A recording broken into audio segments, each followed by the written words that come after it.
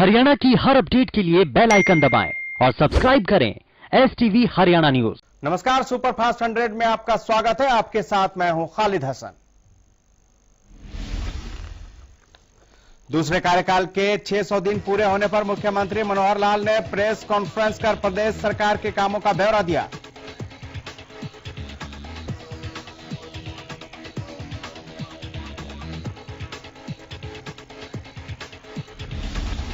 चंडीगढ़ में आयोजित press conference के दौरान मुख्यमंत्री मनोहर लाल ने कहा कि कोरोना की वजह से विकास की गति उतनी नहीं हो पाई जितनी हम चाहते थे।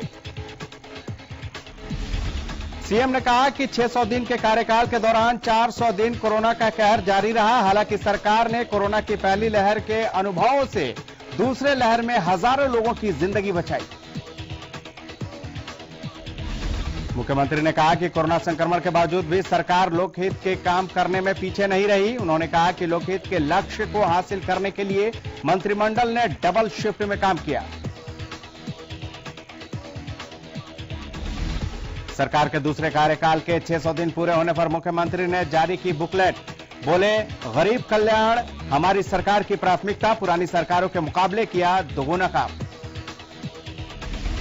मुख्यमंत्री ने दूसरी लहर में ऑक्सीजन सप्लाई को बताया बड़ा चैलेंज। बोले, महामारी के दौर में प्रदेश में बढ़ाई स्वास्थ्य सेवाएं। महामारी में अनाथ हुए बच्चों को देंगे 10 लाख की राशि। सीएम मनोहर लाल ने 8वीं से 12वीं के छात्रों को टैब देने का ऐलान किया। कहा, महामारी में शिक्षा को किया गया ऑनलाइन, शिक्षा को मजबूत करने के लिए कर रहे हैं काम। देश में कोरोना के नए मामले पाए जाने की रफ्तार धीमी हो रही है। लगातार 10वें दिन संक्रमण के नए मामले 1 लाख से कम दर्ज किए गए हैं। वहीं मौत का आंकड़ा भी पहले से कम हुआ है। स्वास्थ्य मंत्रालय के ताजा आंकड़ों के अनुसार पिछले 24 घंटों में 67,208 नए कोरोना केस आए और 2,330 संक्रमितों की जान चली गई है। बीते दिन 1,03,570 लोग कोरोना से ठीक हुए हैं, यानी कि कल 38,692 एक्टिव केस कम हो गए। देश में लगातार 35वें दिन कोरोना वायरस के नए मामलों से ज्यादा रिकवरी हुई है। वहीं आपको बता दें कि 16 जून तक देश भर में 26 करोड़ 55 लाख कोरोना वैक्सीन के डोज दिए जा चुके हैं। बीते दिन 24,63,000 टीके लगाए गए हैं। वहीं देश में अब तक करीब 38 करोड़ 52 लाख कोरोना टेस्ट किए जा चुके हैं। बीते दिन करीब 19 लाख लोगों के कोरोना सैंपल टेस्ट किए गए, जिसकी पॉजिटिविटी रेट 4% से ज्यादा है। हरियाणा में बीते 24 घंटे में कोरोना के 249 नए मरीजों की हुई पहचान। एक दिन में कोरोना से 39 लोगों ने गंवाई जान। एक्टिव मरीजों की संख्या घटकर हुई 3,579। देश में पेट्रोल और डीजल की लगातार बढ़ती कीमतों से हाहाकार मचा हुआ है। दिन पर दिन बढ़ते दामों से आम आदमी की मुश्किलें बढ़ गई हैं। आम लोग पहले से ही घटती आय के बीच बढ़ती खाद्य कीमतों से जूझ रहे हैं। ऐसे में आज बढ़ती कीमतों को लेकर पार्लियामेंट स्टैंडिंग कमेटी की अहम बैठक होने जा रही है। यह बैठक पेट्रोलियम एंड नेचुरल गैस मामलों की स्टैंडिंग कमेटी की होगी। कमेटी ने पेट्रोलियम मंत्रालय और IOC, BPCL और HPCL के अधिकारियों को बुलाया है।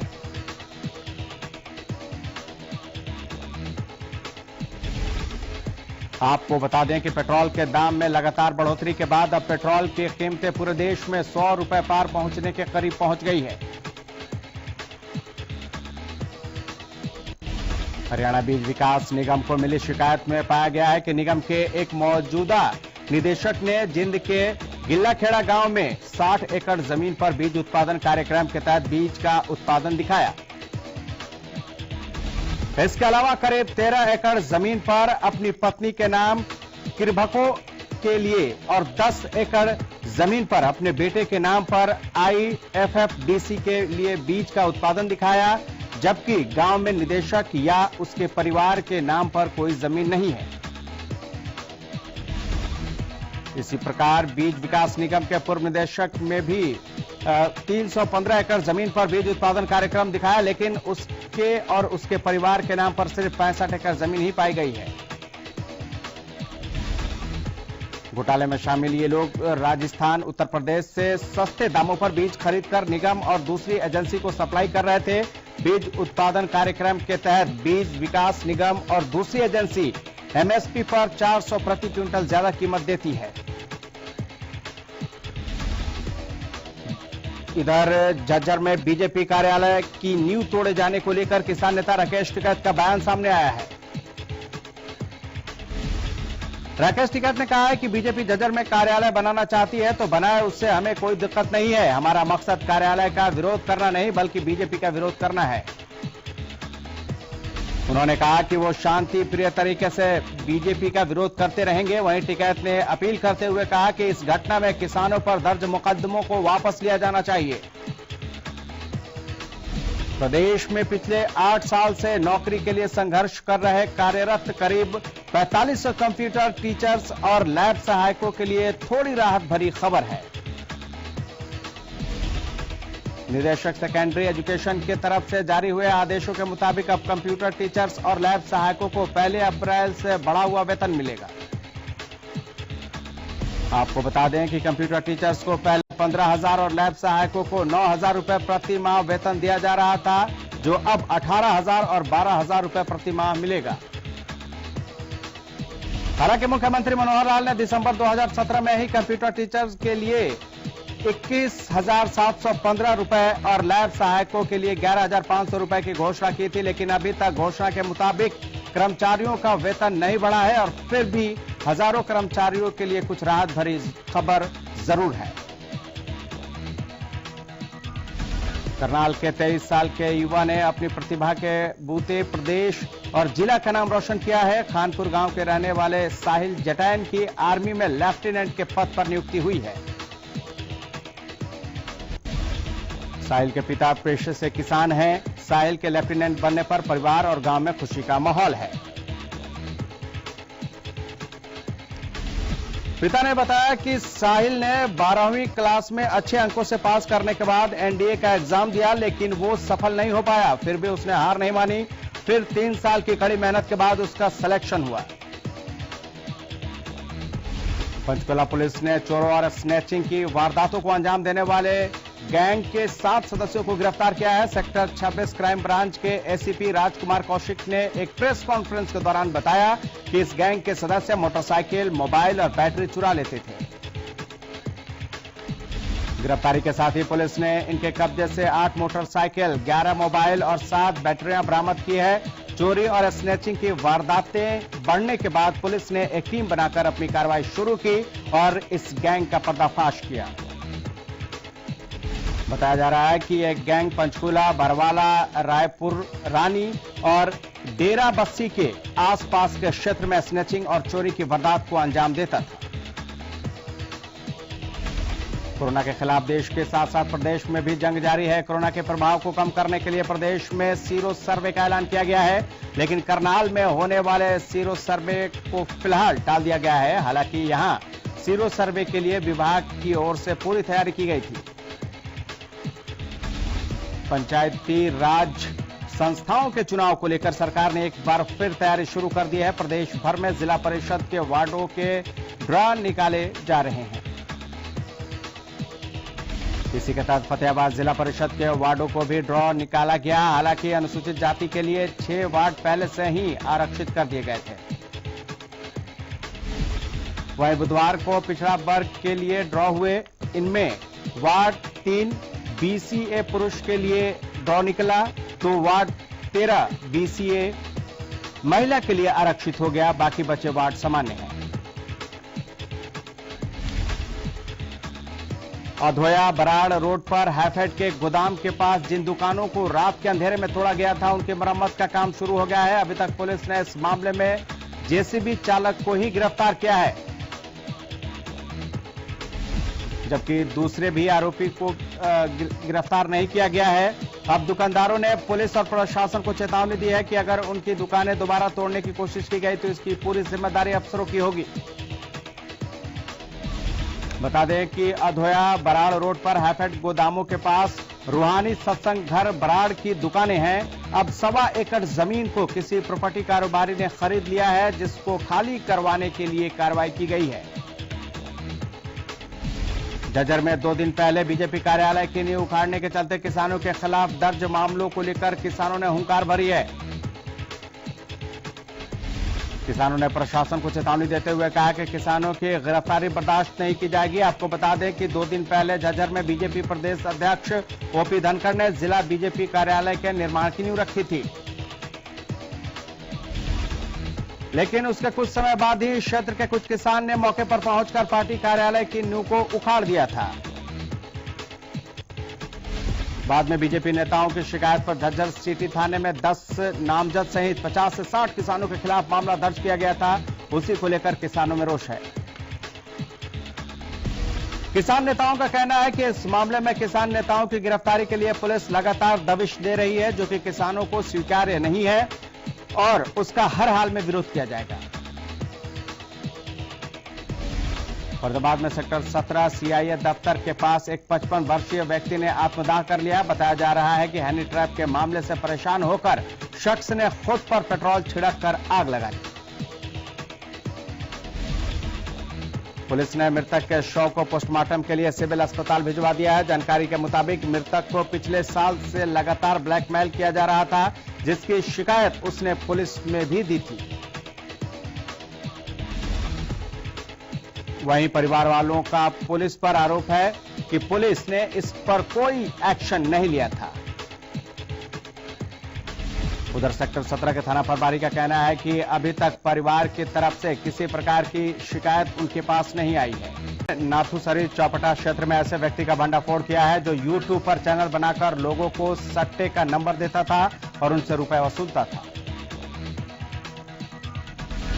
पुलिस जांच में सामने आया है कि आरोपी पहले गांव में गैस वेल्डिंग की दुकान करता था, लेकिन 6 महीनों से उसने दुकान बंद कर दी, घर पर ही रह रहा है। उसने एक पुरानी सेंट्रो कार भी खरीद ली है और अपने पुराने मकान के स्थान पर 10 से 12 लाख रुपए खर्च कर नया मकान भी बना लिया। पुलिस ने आरोपी सतबीर उर्फ सत्तू निवासी नाथूसरी कला के खिलाफ मामला दर्ज कर जांच शुरू कर दी है। रतिया में प्रशासन द्वारा 5 अलग अलग जगह पर योगा डे मनाया जाएगा। कोरोना प्रोटोकॉल के हिसाब से एक जगह योगा डे पर 50 के करीब लोग ही हिस्सा ले सकेंगे। हरियाणा राज्य भंडारण निगम के चेयरमैन नयनपाल रावत ने निगम की एजीएम बैठक की अध्यक्षता की, जिसमें हरियाणा राज्य भंडारण निगम की वार्षिक एजीएम में वर्ष 2018-19 का लेखा जोखा रखा गया।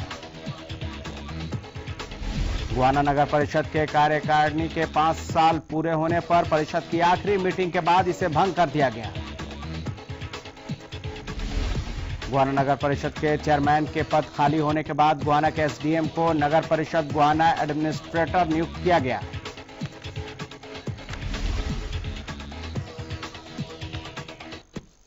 बुधवार को ही गोहाना के एसडीएम ने एडमिनिस्ट्रेटर के रूप में पद को ग्रहण किया।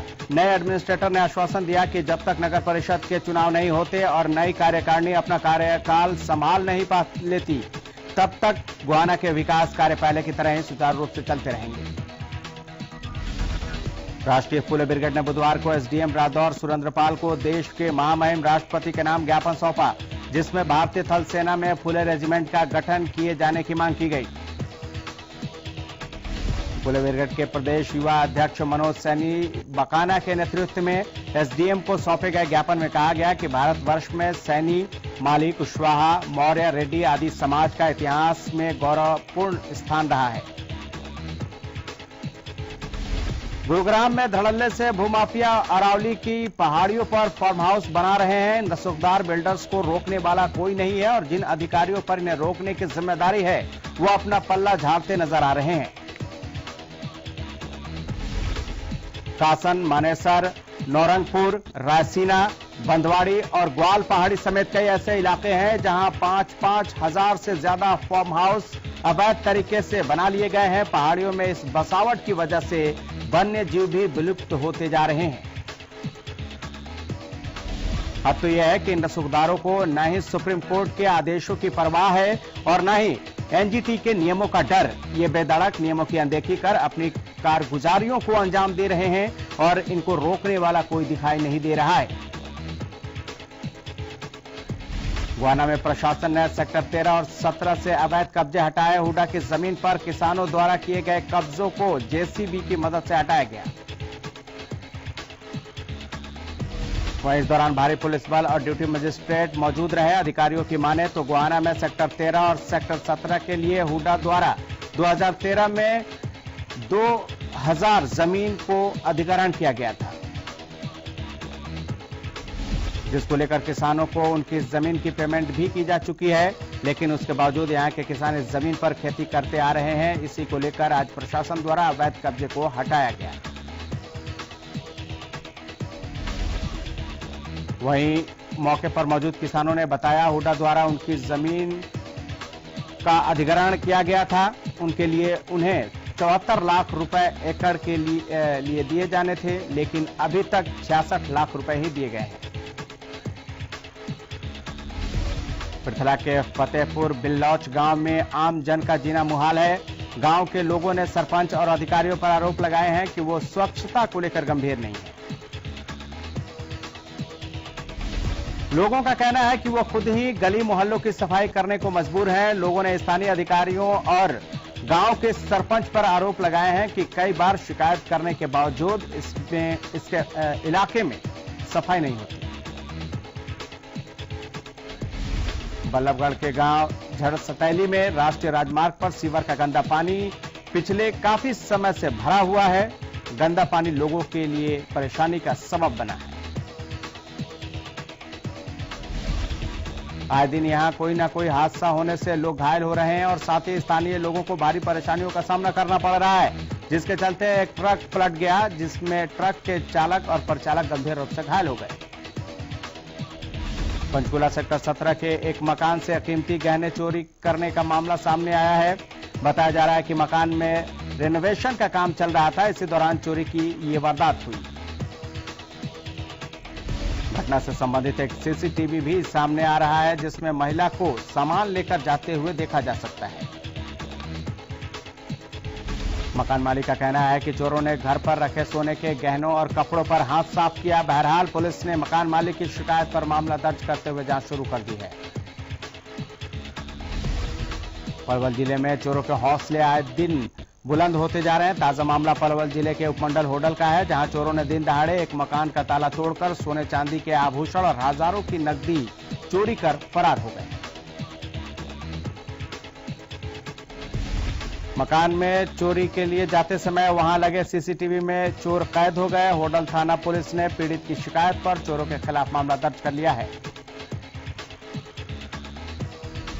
जांच अधिकारी भीम सिंह ने बताया कि शिकायत के आधार पर चोरों के खिलाफ मामला दर्ज कर लिया गया है। पुलिस का कहना है कि जल्द ही चोरों को गिरफ्तार कर लिया जाएगा। तो देश में दिन ब दिन बदमाशों के हौसले बुलंद होते जा रहे हैं। ताजा मामला फतेहाबाद की 4 मरला कॉलोनी से सामने आया है, जहां बाइक सवार बदमाश महिला से चैन छीन कर फरार हो गए। नशे की लत और अय्याशी के लिए चोरी वारदात को अंजाम देने वाले एक वर्दी वाले को गुरुग्राम पुलिस ने गिरफ्तार किया है। एसपी क्राइम के मुताबिक निमका जेल में वार्डन के तौर पर तैनात जसविंदर गुरुग्राम, फरीदाबाद, जिंद, रोहतक, कैथल, हिसार और सिरसा की पुलिस लाइंस में आधा दर्जन से ज्यादा चोरी की वारदातों को अंजाम दे चुका है। चोरी के दौरान आरोपी अपनी वर्दी में रहता था, जिससे किसी को उस पर शक भी नहीं हुआ। बताया जा रहा है कि आरोपी नशे की लत और अपनी अय्याशी पूरी करने के लिए चोरी की वारदात को अंजाम देता था। पुलिस की वर्दी में होने की वजह से आरोपी बगैर किसी रोक टोक के पुलिस लाइंस में दाखिल हो जाता था और चोरी की वारदात को अंजाम देता था।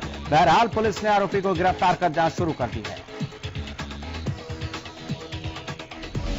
यमुनानगर में पुलिस ने एक फर्जी महिला पुलिस को गिरफ्तार किया है। पुलिस ने बताया कि न्यू हमीदा कॉलोनी में अकेले रहने वाले बुजुर्ग को 3 महिलाओं ने अपना निशाना बनाया।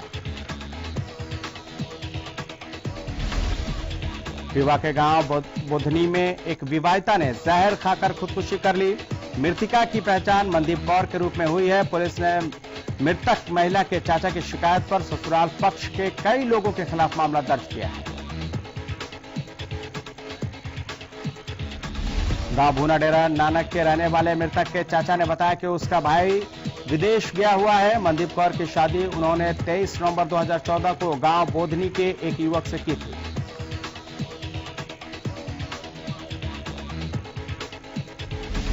शादी के शुरुआती दिनों में सब ठीक था, लेकिन कुछ समय बाद ससुराल पक्ष के लोगों ने उसे परेशान करना शुरू कर दिया था, जिससे तंग आकर महिला ने खुदकुशी कर ली। फिलहाल पुलिस ने जांच शुरू कर दी है। पुलिस ने होटल से लापता नाबालिग छात्रा को यूपी से बरामद किया है। बताया जा रहा है कि आरोपी बहला फुसलाकर छात्रा को यूपी ले गया और उसके साथ दुष्कर्म किया।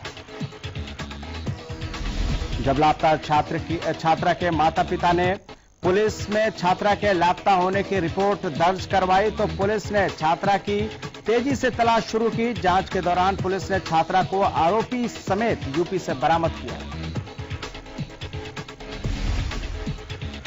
आरोपी के खिलाफ पॉस्को एक्ट और 363, 366 के तहत मामला दर्ज कर जेल भेज दिया गया है। पलवल में बीते कुछ दिनों से दुष्कर्म के एक के बाद एक कई मामले सामने आ रहे हैं।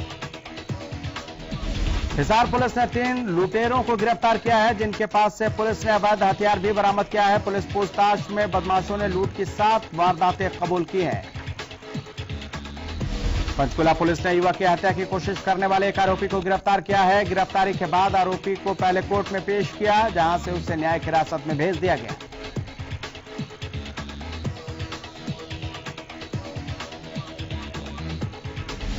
मामला साल 2019 का है, जब राजीव कॉलोनी के एक युवक पर कुछ हमलावरों ने तेजधार हथियार से हमला किया था। इस हमले में आरोपियों ने युवक के हाथ की 2 उंगलियां काट दी थी।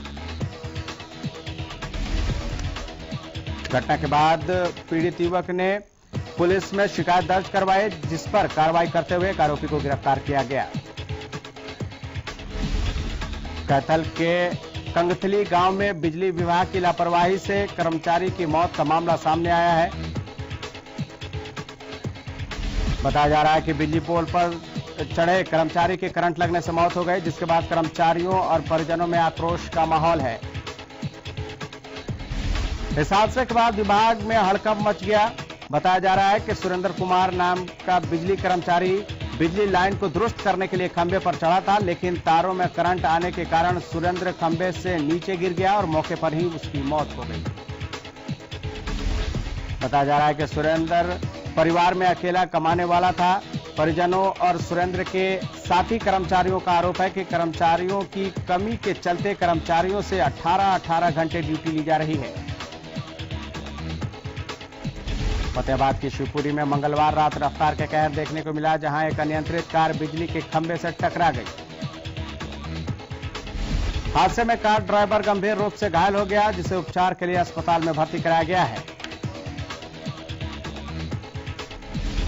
महम के बहलबा गांव के पास एक ट्रक ने बाइक को अपनी चपेट में ले लिया। इस हादसे में बाइक सवार शख्स की मौके पर ही मौत हो गई।